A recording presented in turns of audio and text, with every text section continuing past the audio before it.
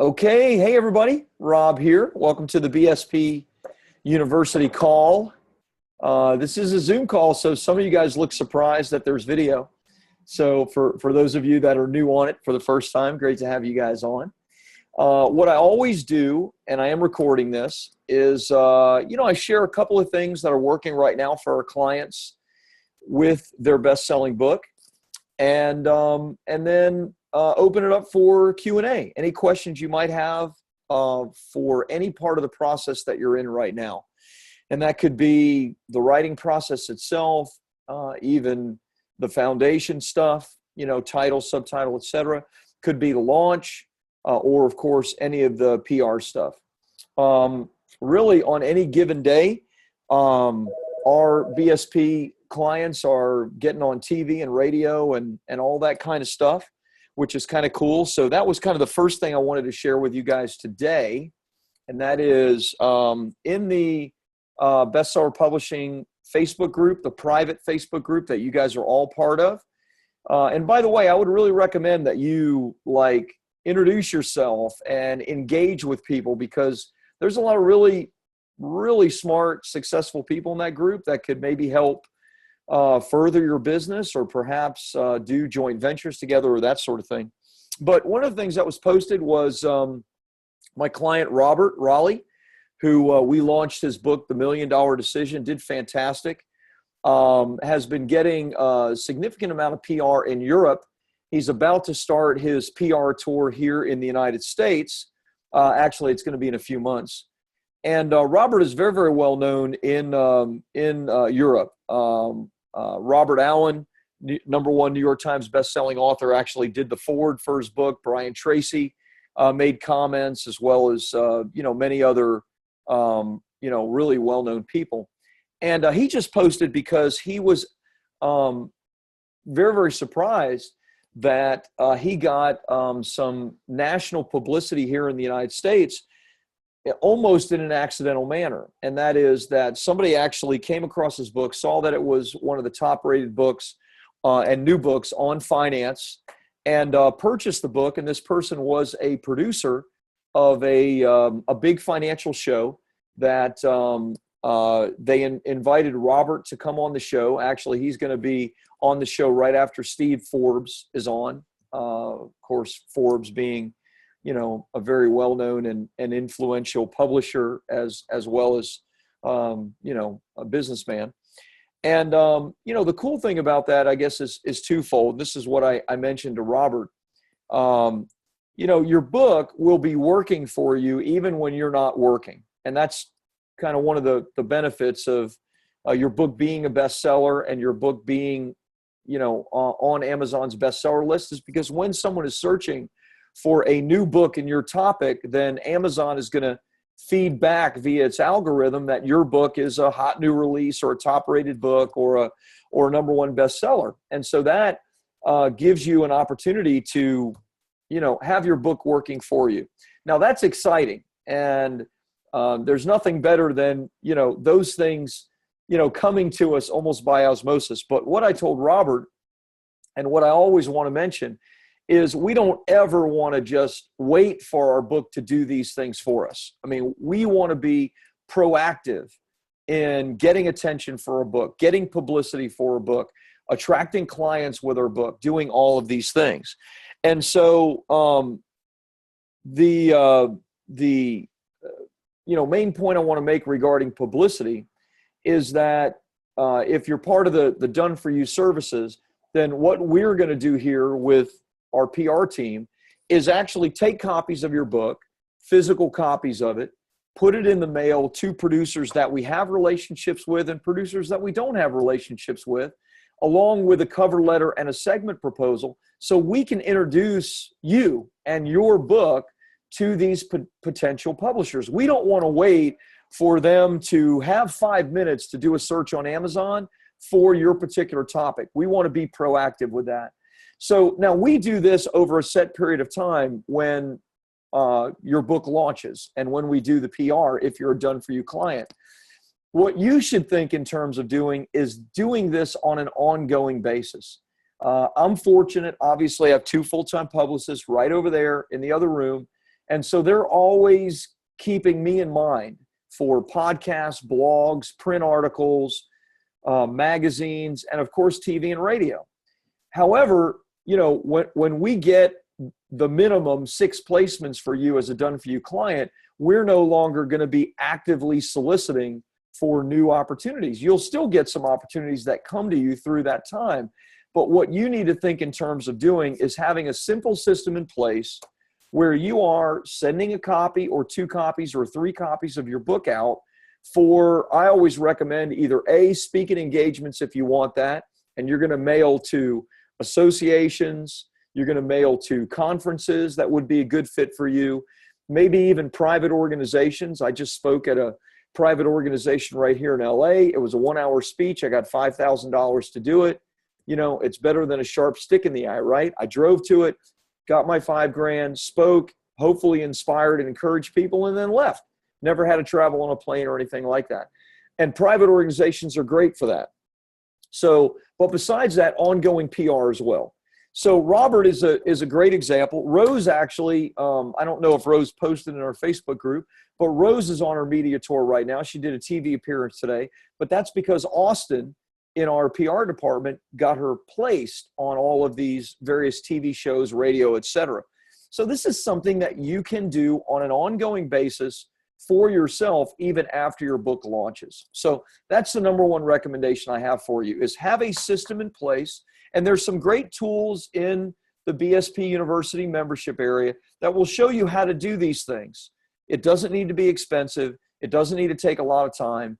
And you can book, almost as much PR as you would like, and speaking opportunity as well. So number 2 thing I want to talk to you about, which I thought was, something that I do and some of my clients do, but many of them do not. I've talked to you guys. I'm looking for Shanda's book, but I don't see Shanda's book. You know what? I actually think I have it in my briefcase. I've talked to you over the last couple of weeks about one of my clients, Shanda Sumter, who's using her book that we did for as part of what we call a free plus shipping funnel. And a free plus shipping funnel is where there's an advertisement for your book, whatever book it is, that you're going to give away for free. However, you want them to pay for shipping for the book, which is usually $6.95, $7.95, something in that range. The cool thing is that the cost of printing a 150 to a 200-page book like this, super high quality, is probably no more than $3 or $4. And then the actual shipping is no more than a couple of bucks. So you can actually encompass both the cost of the book and the shipping in that $6.95. Now, what doesn't include is the cost of the advertisement, which could be another even 15 or 20 bucks to actually attract that kind of buyer. But what Shanda is then doing is she is giving a series of upsells because she's created courses around her book. This isn't her book. This is Taki Moore's book. He's done the same thing. They've created courses around their book that lead to various upsells. The first upsell being about $197. The second upsell being as much as $1,000. And she's doing over $100,000 a month using this very simple process and then selling people her products. So the second takeaway is that as you create your book, you should create your book in a format that lays out nicely for an information product so that you can actually teach people and go deeper with people when it comes to whatever it is that the content of your book is. So you want to think, and I don't know where everybody's at different places, of course, with their books, but you want to think in terms of the book is just the beginning. It's the very beginning of your relationship with this book buyer. It's the very beginning of the funnel. It's the least amount of money that anybody is ever going to spend with you. So you need to have these products and things that you're going to be offering on the back end of the book. Even if you are a consultant or someone that maybe has a high ticket service, you should still look into creating some type of information product. That's what Shanda's doing. That's what we do. It works very, very well. It's incredibly successful. And you need to be thinking along those lines. So if you're interested in this, I'd love to hear from you, because I actually have a friend of mine that helps and teaches people how to do this. I may do a webinar with her where she does a webinar and explains the process and all of that. We don't help our clients with that. That's a little outside, the framework of what bestseller publishing does. But I recommend that if you don't know how to do it, you get some help with it. Or if you do have a pretty good idea, make sure you just follow the format of your book and create a product based on that. So those are the two things. The first, ongoing PR program, even after you're out of PR with bestseller publishing, as well as for speaking engagements. And number two, always think in terms of your book being the front end, the very first thing that people are going to see in contact with you. And you always want to have more things for them to buy, more things for them to consume, because if they buy your book and like it, they're going to want more content and material from you. So that's my spiel, 10 to 15 minutes.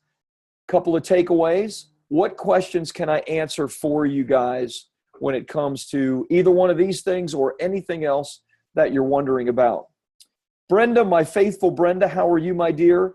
Brenda says, very interested, what are my next steps? So help me with what you're asking specifically, Brenda. Next steps in what regard? You want me to unmute you? Let me do that. Hey, Brenda. Can you hear me? Hey, Rob, how are you? I'm great. How are you?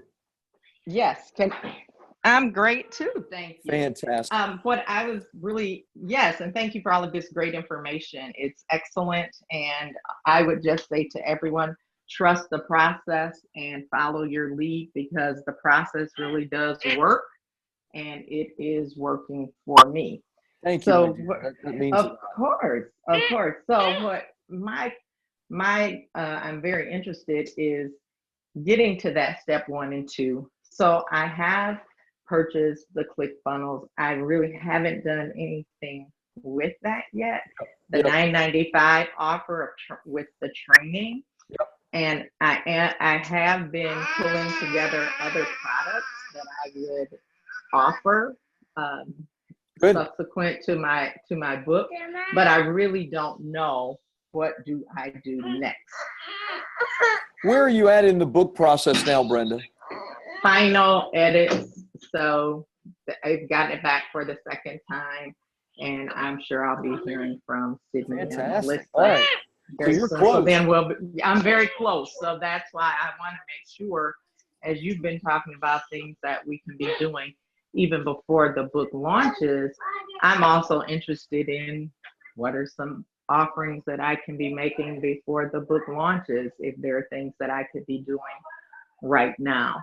Yeah. So that's where I'm coming from. Great questions. Okay, so a couple of different questions. Why don't I start with the first one regarding the info products, because that's you're at that stage where you need to start creating them and thinking through what your funnel might look like. So let me give you a general idea of what of the way you need to think, which you've been thinking that way because it's also within the creation of your book. And then we can talk, we can talk about what details may look like, and I'm happy to get on a private call with you as well and talk about that. But the way that you need to be thinking when it comes to your info product itself is the same way that you thought in the creation of your title, your subtitle, your table of contents. And that is, what are the pain points of my ideal client? What are the fears and frustrations, the daily difficulties that they're going through? And how does your magic, your solution really make a difference in their life? Now, in thinking through all of that, you with our team should have come up with a title and a subtitle and a table of contents that takes those things into consideration. And we have. Perfect.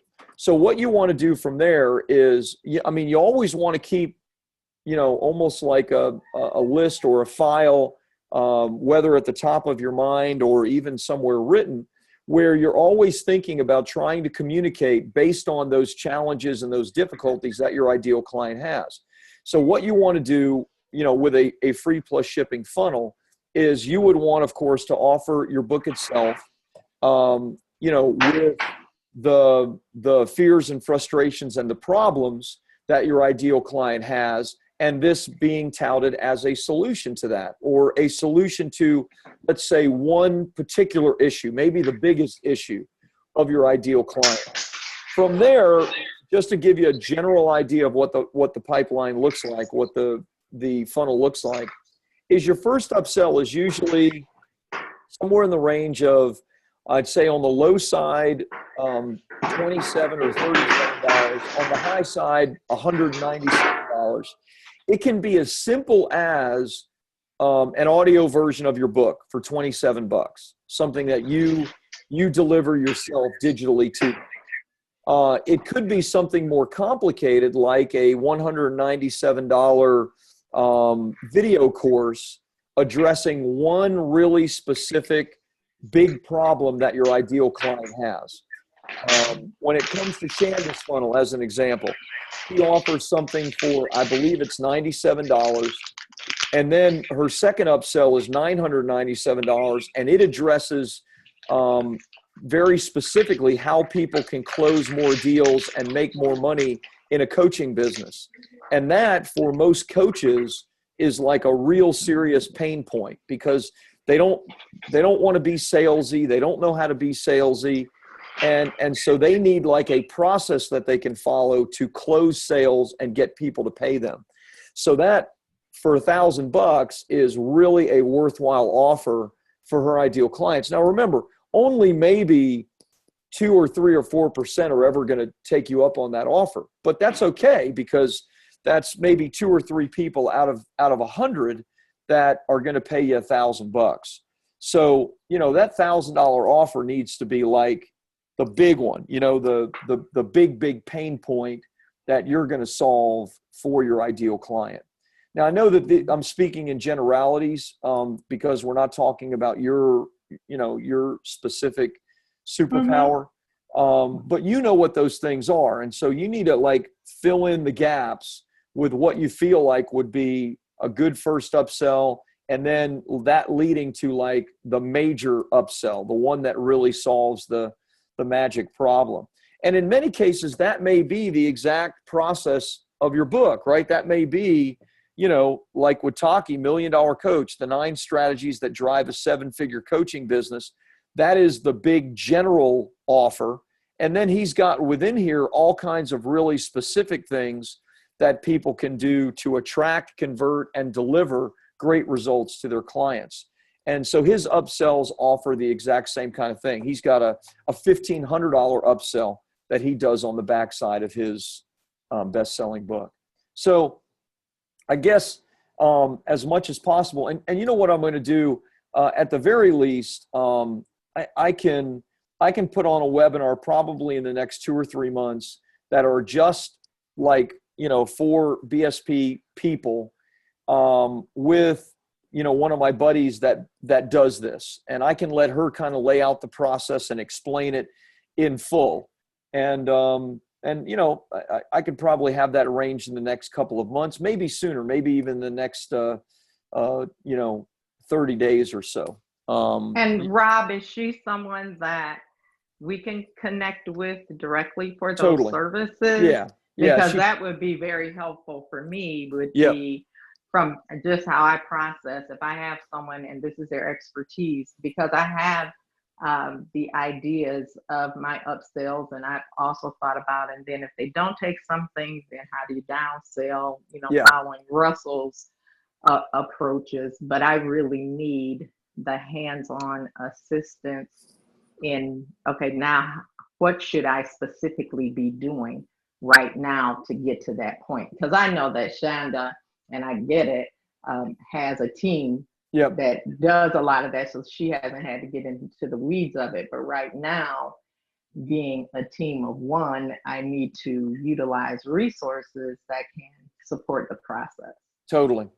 And the short answer is yes, she can absolutely help you with that. And I can make a personal connection if you like. For anybody that's I would interested appreciate in that. Yeah. Thanks. Yeah, I'm happy that to. Would be very helpful. And lastly, now, when you mentioned the audiobook, Rob, do we have a process now that we should be using if we want to do an audiobook or audio version of our book? 100% understand. BSP doesn't do that at this point, but there are some simple tools and processes that I can direct you to. I can post something in the on the mastermind page. It's probably something that you're going to want to do yourself, meaning like read the book yourself. Sure, if you don't, sure. then you could have a voiceover expert do that for you. And then it's actually a pretty simple process to do it once you've recorded all of the content. And I can like put those steps. That might even be a good BSP University call that we put together sometime for everybody, because that it's not something we do, but I do think it's really valuable. Yes, I would love to, if you have the expertise of those steps, at least giving us the guidance and the outline of how to approach that would be great. Yep. You got it, Brenda. Happy to do that. I'll make myself a note here to do that as well. Thank you so much. This was very helpful for me today. You are super welcome. Thanks as always. All right, I'll mute you, and then see, we have a bunch of other questions, so let me get to those. So Doug, how are you, my friend? Good to see you. Doug says, with regards to media after BSP, should we hire a publicist? So short version is, it doesn't hurt to do that. I can tell you that we will do ongoing publicity for our clients. So if that's something that you want to talk about after we do the publicity and you're happy with what we do for you, which I'm pretty sure you're going to be, then we can talk about doing something on an ongoing basis. We do have clients that we do that for, that want ongoing publicity for various products and things that they're doing. So short answer, you can hire a publicist, yes, and you can also work with us and hire us directly, kind of on a month-by-month basis to do this for you on an ongoing basis. Does that make sense, Doug? You good? Okay, awesome. So as we get to that point, we can discuss that. Thea says, I finally finished my book. Congratulations, Thea. That's fantastic. Now I have to select my categories and genre I want to snapshot as a bestseller. Heck yeah. So have you been through the BSP training stuff? You're doing, let me unmute you.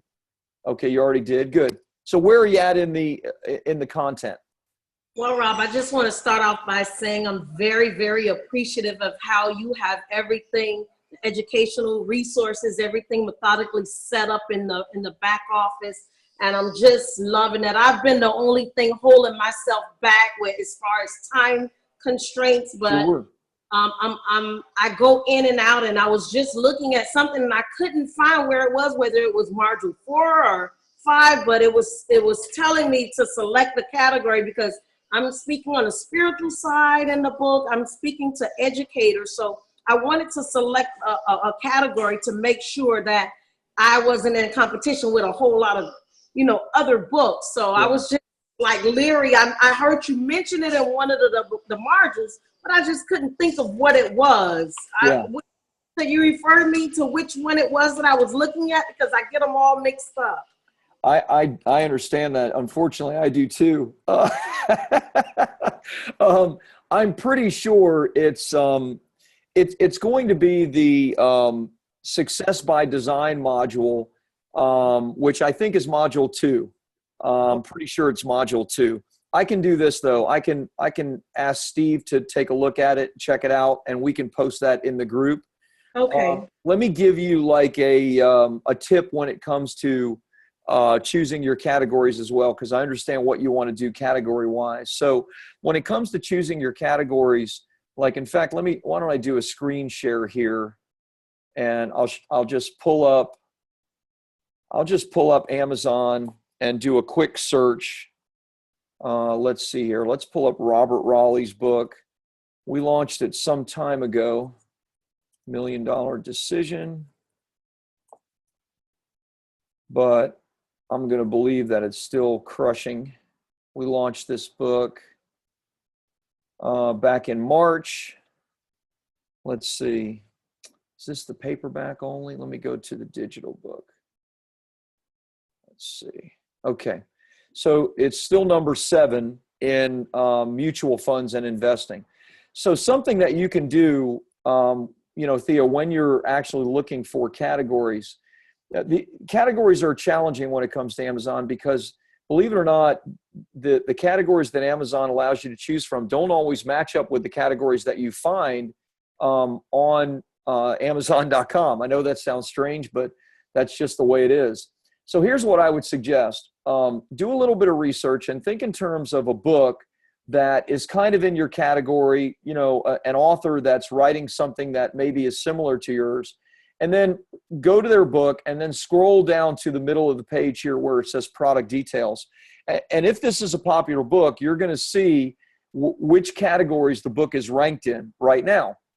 So you can see Robert Raleigh's book, even though we launched it 4 months ago, it's still in the top 10. By the way, that was a finger cross there. I had no idea it was still in the top 10. I was just guessing. And it's still in the top 10 in this category, mutual funds. So something that I would do if I were you is I would look at a book that you know to be popular in your niche, and then, you know, just click on the category itself. And when you click on the category, you'll see all the top books in that particular category, okay? So you'll see these are new releases that are hot right now. You'll see the books that are hot in this particular category, and this is a pretty challenging category. You can see this one's got 447 reviews, you know, really good book, etc. So this will, you know, by looking at this might give you an idea. Wow, you know, this is a book with this is a category with tons of other books in it and some really, really popular books. And so it might be really difficult for you to, attain the #1 bestseller in the book. And of course, that's always our goal.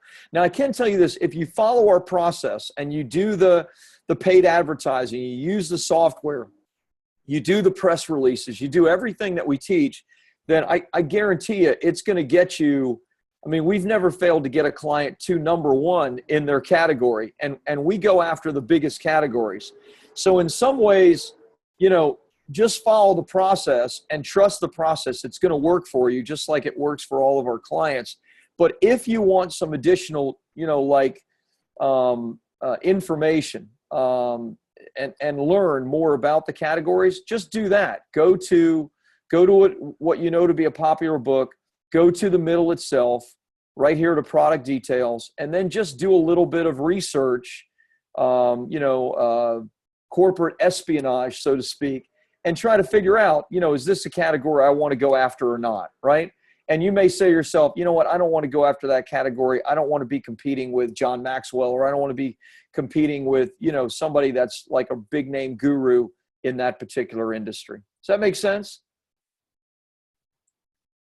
Is that helpful? Yes, it was. And thank you so much. My pleasure. And congratulations for getting your book done. And let me know what we can do to help, okay? I will. Awesome.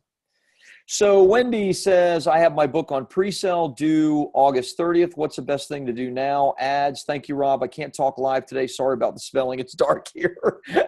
No problem, Wendy. So if you have it on pre-sale, then what you have to do is you have to market it, you know, direct to your audience and any potential friends' audiences that you have. So I have lots of clients of mine and friends that have really, really big audiences. And one of the books we launched, which I usually also have right here. In fact, I got it in my briefcase. Hang on.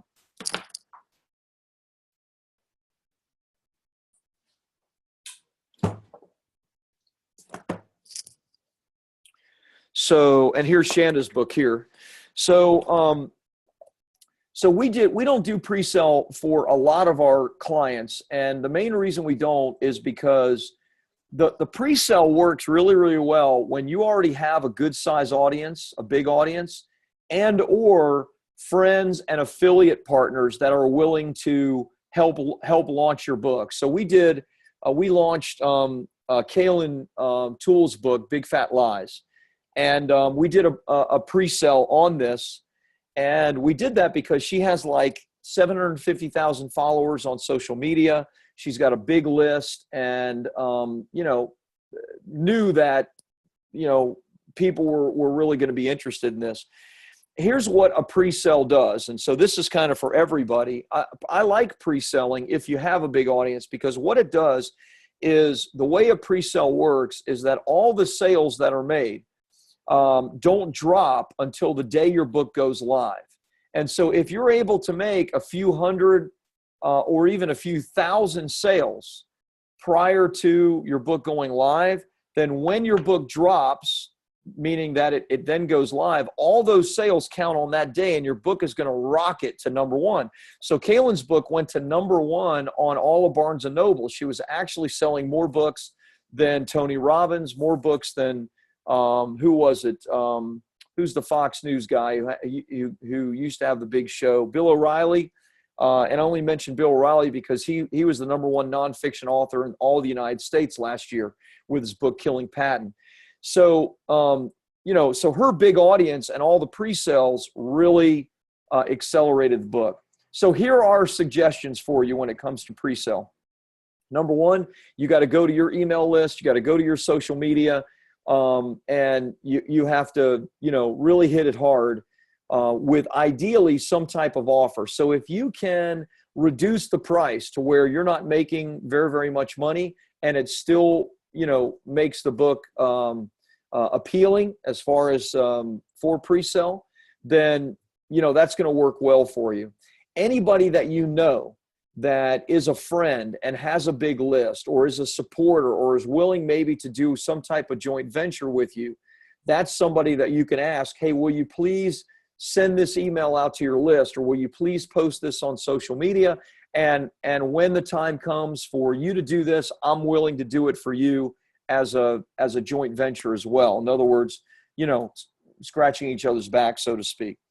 And whatever sales you make will drop on the day that your book goes live. So again, the advertising doesn't, like all the things that we teach with BSP, with the websites and all those things, that's not going to work for pre-sale. You can do a press release, but that generally doesn't work well for pre-selling. Pre-selling is more about your audience and your friends' audiences. Everything that we do after that, the promo launch and the review phase and all that stuff, that's the stuff that everything we teach at BSP really comes into effect. So, Wendy, I hope that makes sense. I know you can't talk live, so if you have a follow-up question, then go ahead and post in there. Wendy says, thank you. You are super welcome. Irene says, what do you think about building an audience from the start? How do we go about this after writing the book? Do you have any referrals for editors in terms of the ISB? And with CreateSpace, is it true that the books cannot be sold in stores? So, short version here of these things. So, as far as building an audience, the short answer is, start building an audience today. Because anything that you want to sell, you're going to sell that thing easier with people that are following you. You can do that for free by taking a stand on social media for the things that you believe. You can do that for free by, posting, teaching, and building an email list by offering something of value to people. The book itself is going to be your best way to build your audience. But like you said, what about building an audience from the start? I'm of the opinion you should start building your audience as soon as possible by using social media and by offering something of value to people to get them on your email list. That'll be easier. You'll have another way to do that with your book once your book is done. But why wait for that, right? Go ahead and start now. So I mentioned a couple of ways that you can do that. After writing the book, do we have referrals for editors? Obviously, we have an editorial team here at BSP. If you have questions about that and want some help with us, absolutely, please reach out to either David or Bob, one of our author development coaches here. Everybody should have our telephone number here in our Pasadena office. If not, I'm going to put it in the chat box right now. It's 626-765-9750. We're here from 9 to 5, Monday to Friday, Pacific time. So it's 12:37 LA time right now. So just call, ask Bob or David. They can get on the phone with you and talk through, whatever your needs are, whether editors, etc. As far as the ISBN numbers with CreateSpace, so there's a couple of different ways to get ISBN numbers. What we do with our ISBN numbers is we purchase our ISBN numbers so they can be under the bestseller publishing imprint. That is my recommendation. If you're publishing this on your own using bestseller publishing's methodology, then you should, rather than just going through CreateSpace and getting an ISBN number from CreateSpace, you should spend a little bit of money. It might be $50 to $100 and get your own ISBN number that you own. And then when you own the ISBN number and you have it under your own publishing imprint, then yes, it could be in bookstores, it can be in airports, it can be anywhere. So that is my suggestion. Get your own, buy your own ISBN number. Don't just use CreateSpace's ISBN number. So a little bit extra, but not bad. Linda, a lot of good questions today, guys. Linda, does your office help with driving traffic to the funnel? Is there any way to gather contact info from people who purchase through Amazon? So I'll answer the second question first, Linda. Unfortunately, no, you cannot get contact info from people who purchase through Amazon's link. Amazon considers them their customers. So here's what we recommend in that regard. I always tell my clients, look, once your book is a bestseller on Amazon, then it's no longer about the book. It's about you. It's about using the book to drive traffic to you and selling people additional resources and help and building your list. So my suggestion is twofold. Let Amazon do what Amazon does. They're your partner. They're going to make you money. They're going to get you attention, and people are going to contact you because they buy your book and you have your contact information in the book. So let Amazon continue doing that, but don't focus on that. Focus instead now on using the book in all kinds of different ways, using the book to get speaking engagements, using the book through paid advertising and funnels, using the book through some type of PR campaign, et cetera, using the book to close high-ticket clients. So, once the book is a bestseller and you're a best-selling author, it's no longer about the book, it's about you. So hopefully that makes sense. To answer your second question, or your first question, second, do we help driving traffic to the funnel? Short answer is yes, we can. It's not part of what BSP does, but my business partner, Kevin Hutto, runs our other company called Clients Every Day, which actually drives traffic for us. We spend about $1,000 a day on Facebook for traffic to get, to meet many of you wonderful people, right? And to sell our products and services. So we're very, very good at this. We also drive traffic for some very well-known people in the internet marketing space. If it's something that you wanted to talk about and get some specifics on, then I could absolutely set up a call for you. So just let me know, and just type in if that answers your question or if you have a follow-up question to that. Irene says, does the free book apply with hardcovers? It does not.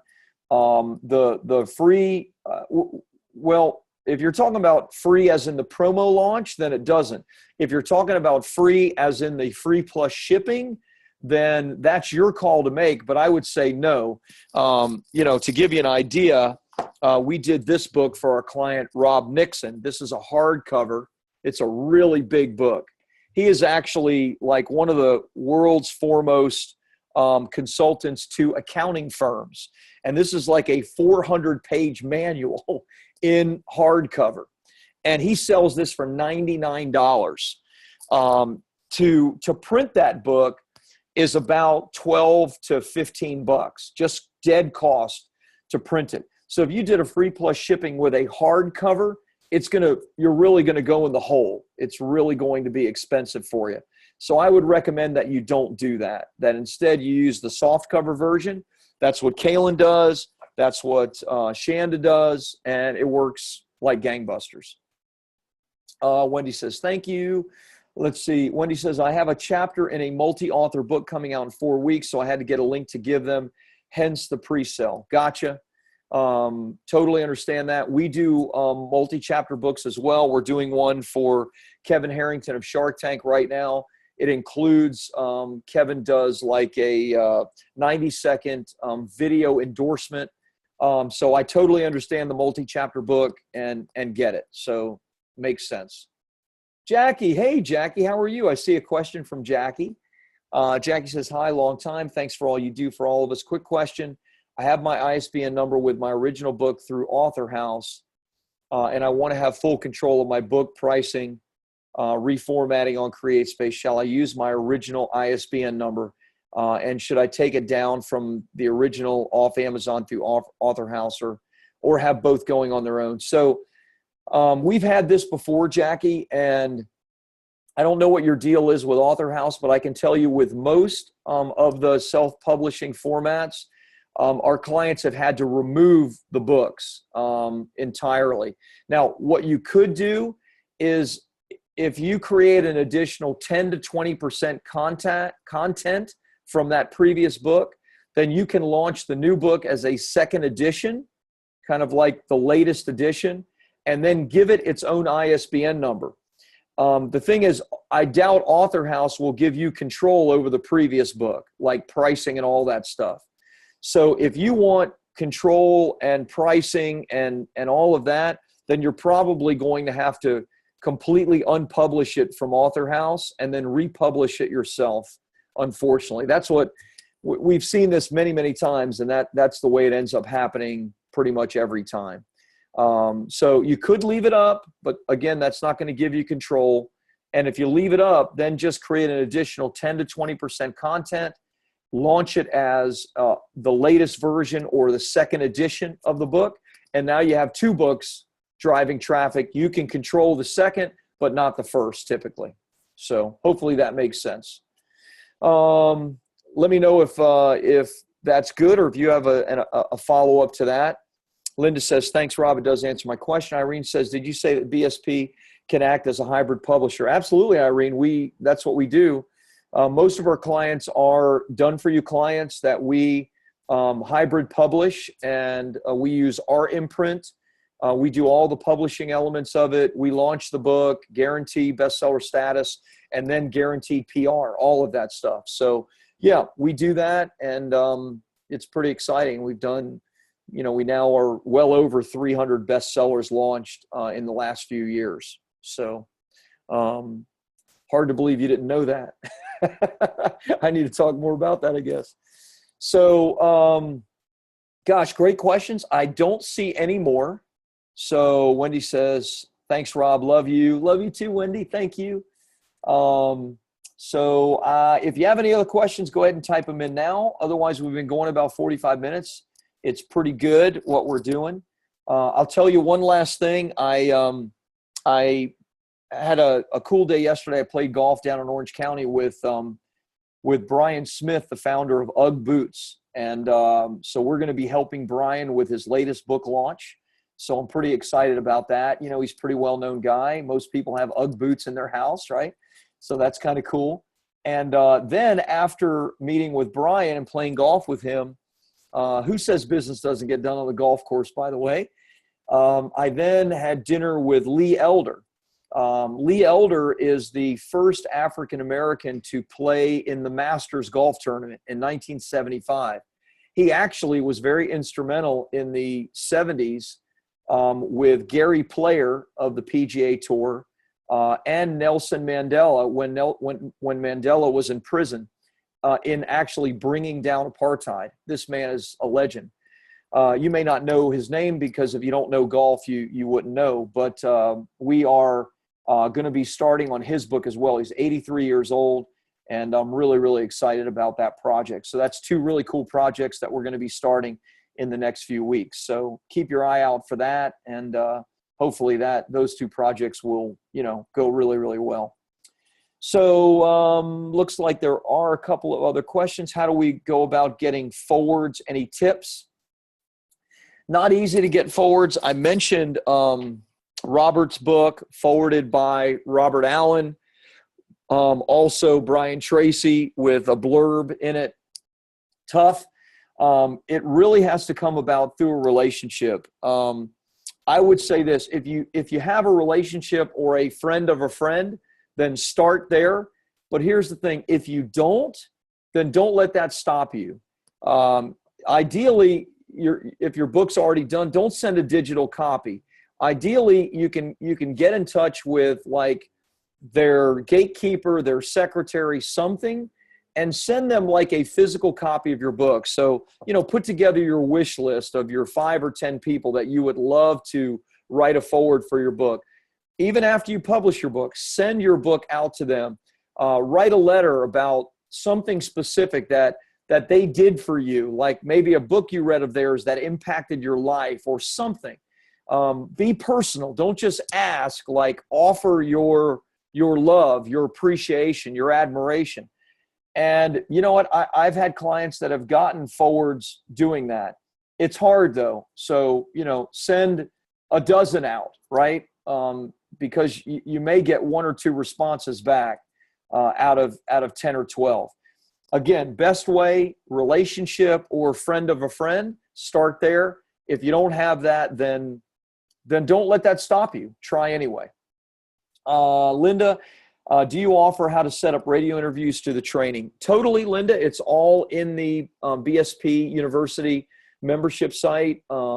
We give examples of segment proposals. We give examples of scripts, cover letters, templates, everything, segment proposals, you name it.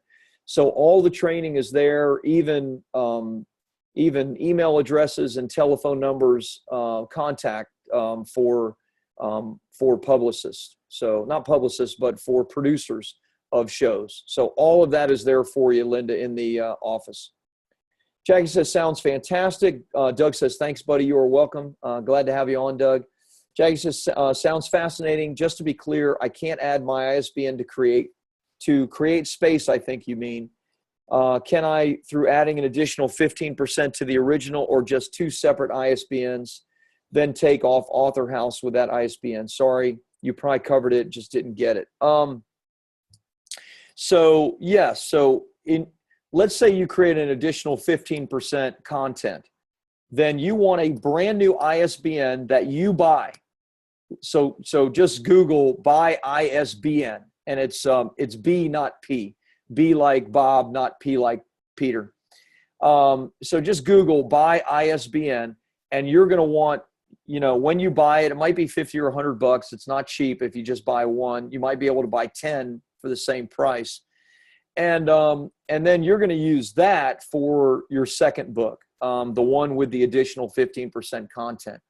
If you do want to remove your first book from Author House, then do the same thing. Tell Author House that you are discontinuing your agreement with them.